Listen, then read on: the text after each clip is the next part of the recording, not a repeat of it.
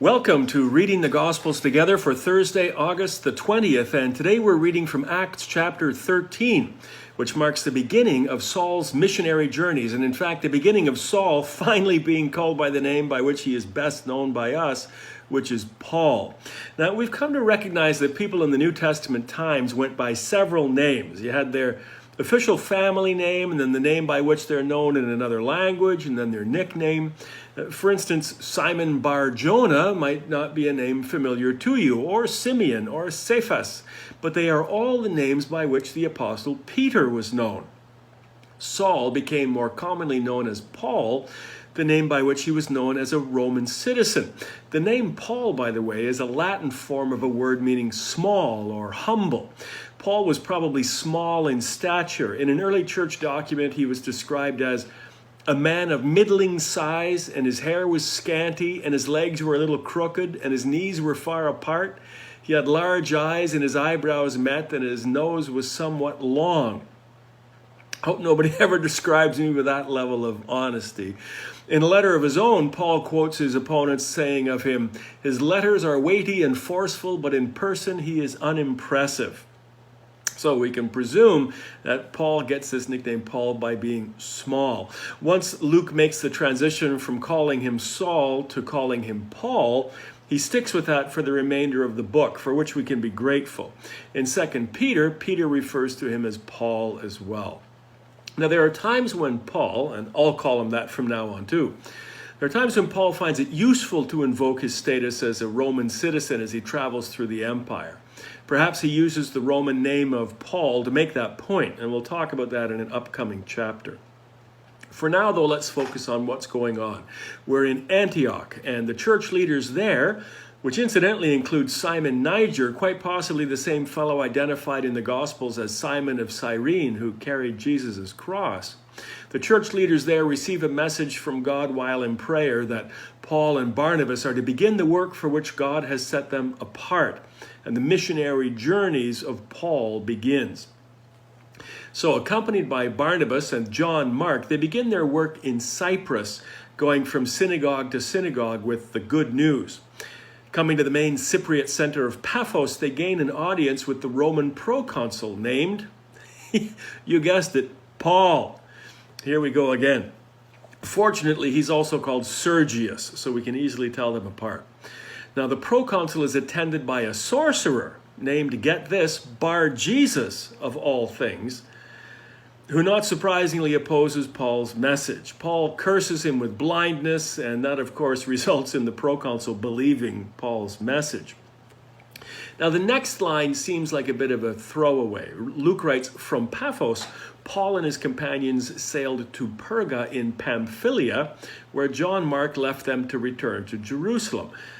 But it's actually important, not just because of the geographic location references, but because Paul felt that John Mark leaving them at this point constituted an abandonment, and it'll result in a rupture between Paul and Barnabas a couple of chapters from now. So keep that little verse in your hat for now. So, Luke tells us they made their way to Pisidian Antioch, now, a different Antioch from their home base. It isn't only people whose names are confusing. Now we have towns with the same names. In any case, there, Luke lets us linger for a moment, taking a seat in the synagogue to hear Paul preach. And so finally we have a window on what's actually going on. We're told it's the Sabbath, either a Friday night or a Saturday morning, and the scriptures are read, after which the visitors are given a chance to speak. We read, standing up, Paul motioned with his hand and said, fellow Israelites and you Gentiles who worship God, listen to me. Now that's interesting, this motion with his hand bit. Professional orators, actors, politicians, public speakers, were trained in those days to use their hands in particular ways when speaking. Now, Luke's telling us here that Paul is no mere mumbler, but he's a professional speaker, trained, we learn elsewhere, by none other than the famous Gamaliel. In one of his other letters, Paul says, no, I'm not a professional speaker. Well, yes, he is, and this hand gesture gives that away.